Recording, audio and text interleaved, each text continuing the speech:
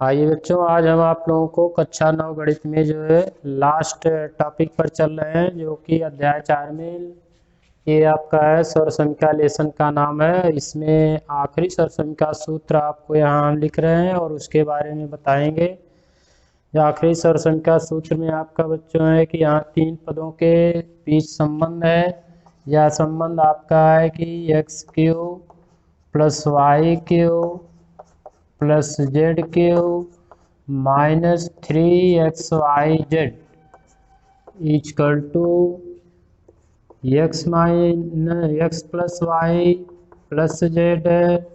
दूसरे कोष्टक में x square plus y square plus z square minus x y minus y z minus z x, ये होता है बच्चों।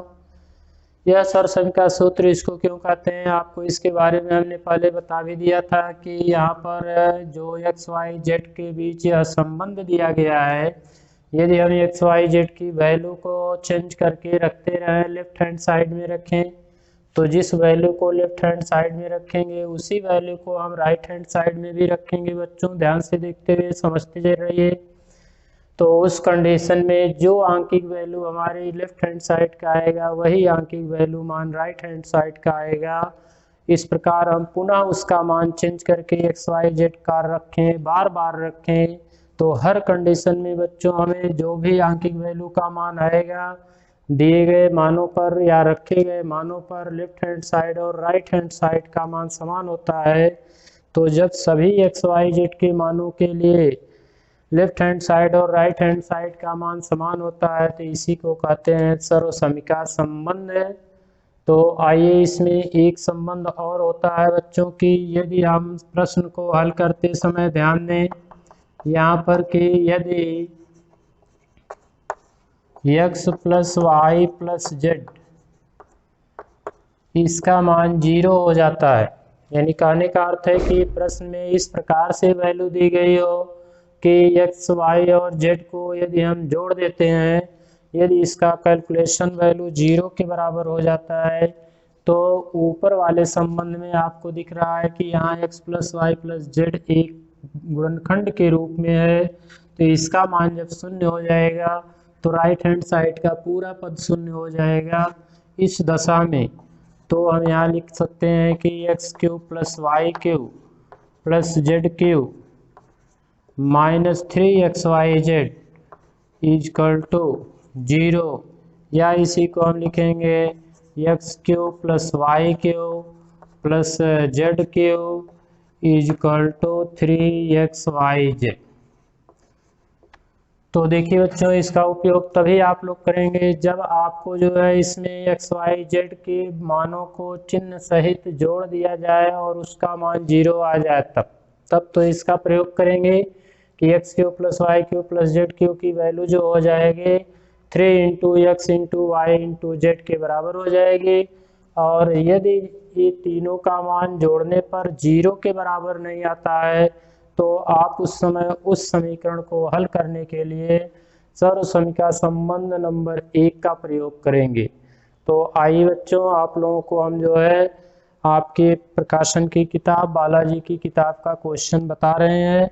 आप बालाजी की किताब से क्वेश्चन इस तरह का लगाइए सर्व संख्या के माध्यम से, या अन्य प्रकाशन की किताब का सवाल लगाएंगे उससे कोई दिक्कत नहीं होगी, लेकिन यहाँ हम बालाजी की प्रकाशन की बुक से ही आपको क्वेश्चन बताने जा रहे हैं। जैसे इसमें क्वेश्चन नंबर 1 देखिए क्या है कि यहाँ पर हम ले लेते हैं, जैसे मान याद कीजिए क्वेश्चन नंबर 1 है एक, यहाँ आपको 25 की घात 3 ऋण 75, 25 की घात 3 ऋण 75 की घात 3 और धन 50 की घात 3 का मान याद कीजिए कर रहे हैं। तो आप देखिए इसको लिखने का तरीका क्या होगा, इसे हम लिख सकते हैं, यहाँ देखिए घात 3 में लगा हुआ है संबंध है, तो इसको हम इस प्रकार भी लिख सकते हैं, यह आपका हो जाएगा 25 की घात 3, और इसे धन करेंगे तो अंदर हम ऋण 75 की घात 3 और धन 50 की घात 3। तो देखिए बच्चों स्थिति क्या आती है, यह आपको इस प्रकार से मिल गया। अब यह आपका सर्वसमिका संबंध का मॉडल रूप ले लिया यहाँ का। यहाँ के रूप के थ्रू हम क्या करते हैं कि जो एक संबंध लिखा गया है कि x + y + z = 0, तो हम इसे सर्वसमिका से तुलना कर देंगे। लिखेंगे को सर्वसमिका। अब सर्वसमिका संबंध क्या है, क्योंकि ये टॉपिक चल रहे हैं तो जो ऊपर लिखा गया उसी से तुलना करने पर, तो तुलना करने पर बच्चों हमको क्या मिला, यहाँ पर मिल जाएगा x = 25, y = -75 और z = 50। तो देखिए यहाँ पर आपको यह लिख दिया गया, तो यहाँ आपको मिलेगा क्या, अतः x + y + z, यह आपको मिल जाएगा 25 + -75 और +50, यह हो गया 75 है -75 = 0। तो देखिए बच्चों अभी आप लोगों को हमने बताया था कि इसमें जो है यदि x, y और z की वैल्यू को हम ऐड कर दें और उसकी वैल्यू 0 हो जाती है, तो हम इसको क्या लिखते हैं, इधर आइए देखिए, लिखेंगे अतः संबंध x³ + y³ + z³ = 3xyz, इसका प्रयोग करेंगे। का प्रयोग करने पर आप देखिए इसी में x, y, z का मान रख दीजिए, x के स्थान पे 25, y के स्थान पर 75, z के स्थान पर 50। तो यहाँ आपको मिलता क्या है, ये हो जाएगा बच्चों यहाँ पर 25³ + -75³ और +50³, यह आपको मिलेगा 3 × 25 × -75 × 50। ये आपका रूप हो गया 25³ हो गया। और देखिए -1/3 लेंगे तो माइनस हो जाएगा, ये 70/3 + 50/3। यहाँ आपको मिलता क्या है 25 या 75, यानी ऋण 75 हो गया, या हम इसके थ्रू इसमें गुणा कर सकते हैं, तो ये आपको मिल जाएगा 0 × 5 = 25 और 5 × 7 = 35 और 2 × 37, और यहाँ आपको मिलेगा 3 × 25। तो यहाँ स्थिति क्या आती है कि इसका गुणा इसमें कर दीजिए, यहाँ ऋण चिन्ह देखिए लग जाएगा, क्योंकि ऋण यहाँ आपका लगा हुआ है 75 के साथ, तो यहाँ आपको मिल गया इसमें।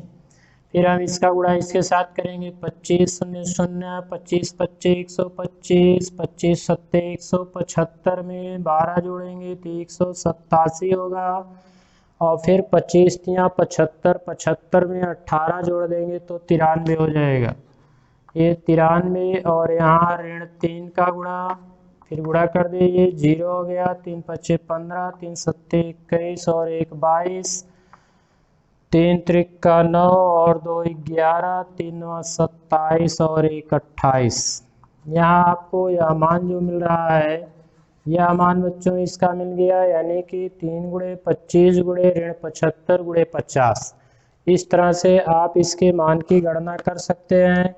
और आगे जो है हम इसमें दूसरा सवाल आपको बताने चल रहे हैं कि दूसरे मॉडल का क्वेश्चन कैसे लगाएंगे, उस पर आइए। तो यह देखिए आपका रहा है संबंध, यदि x + y + z की वैल्यू 0 नहीं आती है तो उस समय हम क्या करते हैं, उससे संबंधित प्रश्न पर हम चल रहे हैं, आइए उसको देख लीजिए।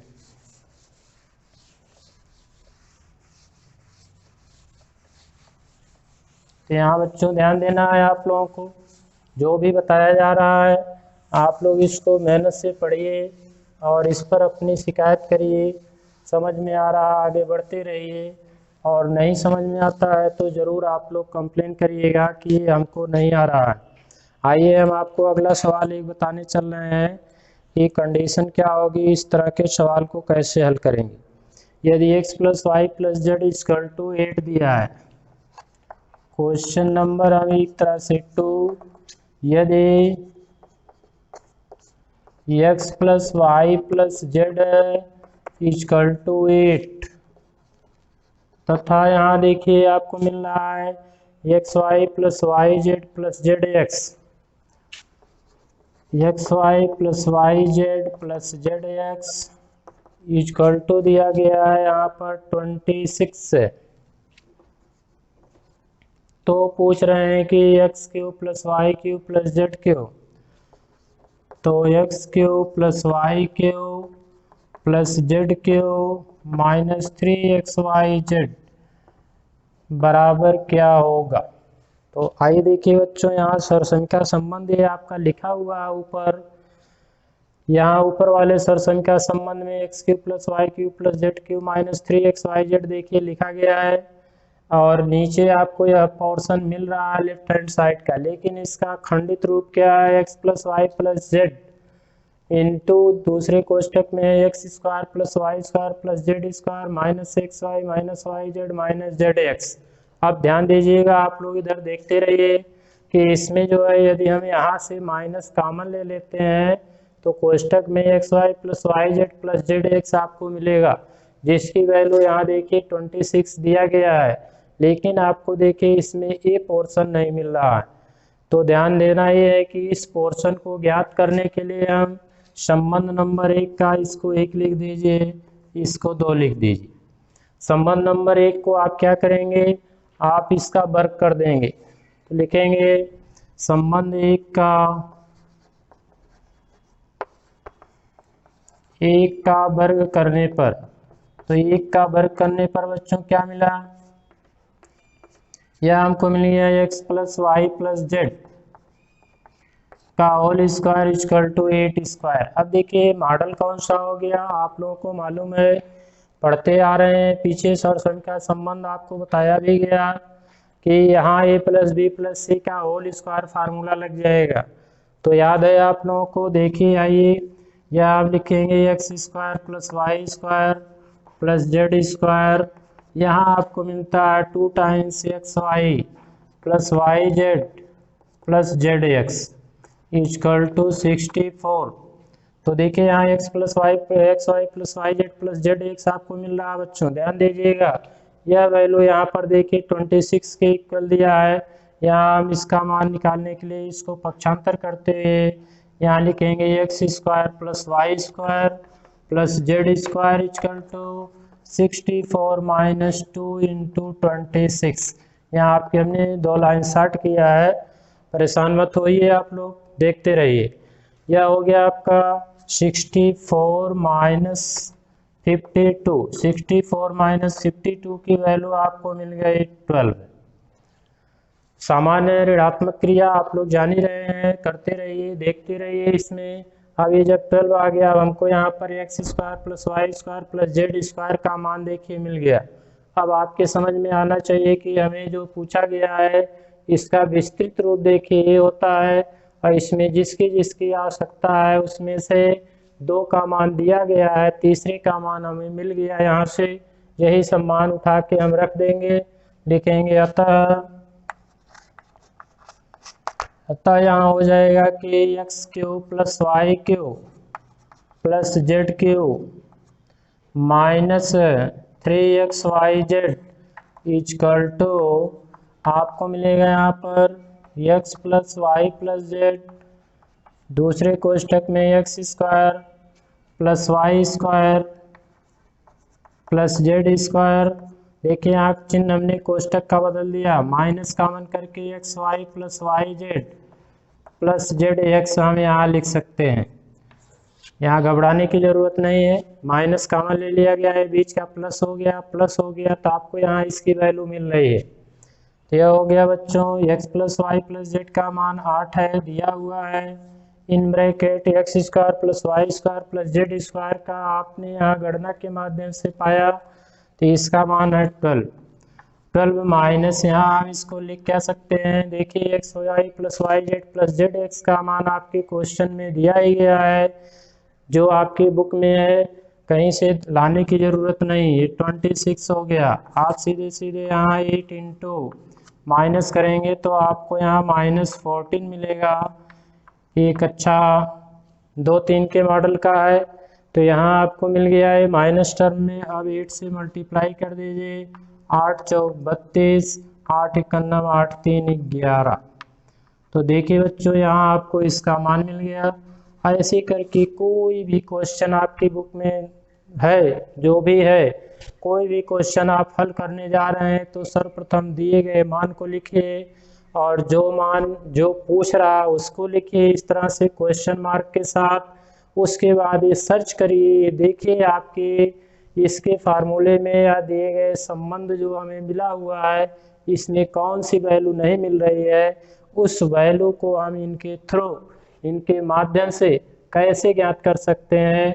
उसको ज्ञात करने के बाद तब आप प्रश्न में उसका मान रखेंगे फार्मूले के थ्रू माध्यम से, तो जिसका मान पूछ रहा है उसकी गणना कर लेंगे। एक बार 2 बार आप इस क्वेश्चन से संबंधित क्वेश्चन पर मंथन कीजिए, मंथन करेंगे, देखेंगे, समझेंगे और लगाने का प्रयास करेंगे तो आपको यह सवाल जरूर आएगा। इससे घबराने की ज़रूरत नहीं है, परिश्रम करने की ज़रूरत है।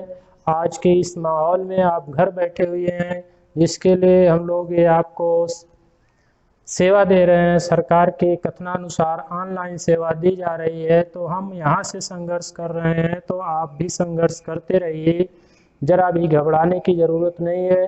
जब हम आप लोग फेस टू फेस होंगे तो भी संघर्ष उस समय किया जाएगा। टॉपिक पर विशेष ध्यान देते हुए सवाल को हल करिएगा। आइए अब हम आगे चलते हैं। एक क्वेश्चन आपको बच्चों और बताते हैं, उसको देखिए, तब इस एक्सरसाइज के सभी सवाल आप लोग हल कर लेंगे। मेरा आप लोगों से विनम्र निवेदन है कि आप लोग घर पर समय का सदुपयोग करते हुए ज़रूर पढ़िए और ज़रूर कमेंट करिए कि सर जी इसको नहीं, इसको बताइए, हम उसके लिए तैयार हैं।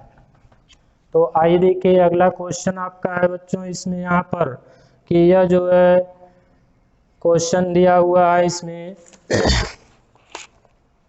3x ऋण 4y धन 5x जेड है। क्वेश्चन तीसरा है बुक से तो दूसरा, लेकिन हम यहाँ जो दे रहे हैं ये 3x ऋण 4y और धन 5z है। दूसरे कोष्टक में लिख रहे हैं 9x की घात 2 धन 16y, 9x की घात 2 धन 16y की घात 2 धन 25z है। जेड की घात 2 धन है, आपको मिल रहा है यहाँ पर 12xy ऋण 15yz, 12xy ऋण 15yz है। और अगला स्टेप आपका है, इसी में यहाँ पर मिल रहा है धन 20yz, नो धन 20zx। तो देखिए बच्चों ये दिया हुआ है, इसका मान हमें निकालना है। आइए हम इसमें देखते हैं कि इसकी कंडीशन क्या है। जैसे हम इसी को यहीं से लिखना शुरू कर देते हैं, 3x ऋण 4y धन z। क्वेश्चन को देखने के बाद घबराने की ज़रूरत नहीं है, उसको सर्वसंख्या के माध्यम से या उदाहरण के माध्यम से जो आप अध्ययन कर रहे हैं और यहाँ बताया जा रहा है उसके थ्रू सवाल लगाने का प्रयास।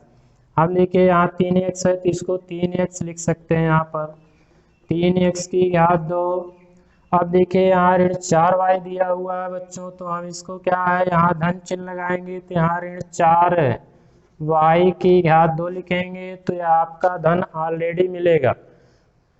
और फिर अगला पद है इस छोट में यहाँ जो है जेड लिखा हुआ है, देखिए यहाँ 25z है तो 5z यहाँ होगा, छूट गया है, तो ये आपका है 25z को हम लिख सकते हैं 5z की घात 2।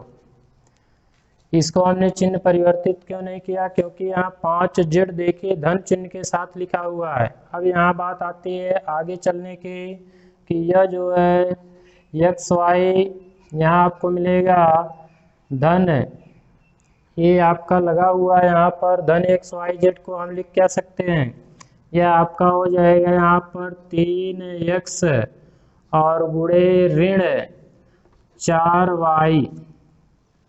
अगला पद देखिए बच्चों, इसमें मिल रहा है ऋण 15yz लगा हुआ है, तो ऋण 15yz जो आपकी किताब में लगा है, यह देखिए क्या है, ये ऋण के साथ धन होगा 15yz, और दूसरा आपका जो है इसमें ऋण हो जाएगा, क्योंकि यहाँ दो पद का जो गुणन होता है ऋण xy है, तो ये ऋण xy के साथ x आपका धन है, ऋण 4y है, इसलिए धन 12 हो गया है।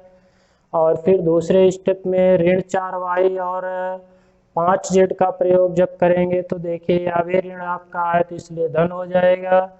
और अगले स्टेप में 5z और 3x यानी x और z का संबंध जो है उससे ऋण बना ही रहेगा, क्योंकि यहाँ पर z का पद और x का पद धन चिन्ह के साथ है, तो आप लोग परेशान नहीं होंगे।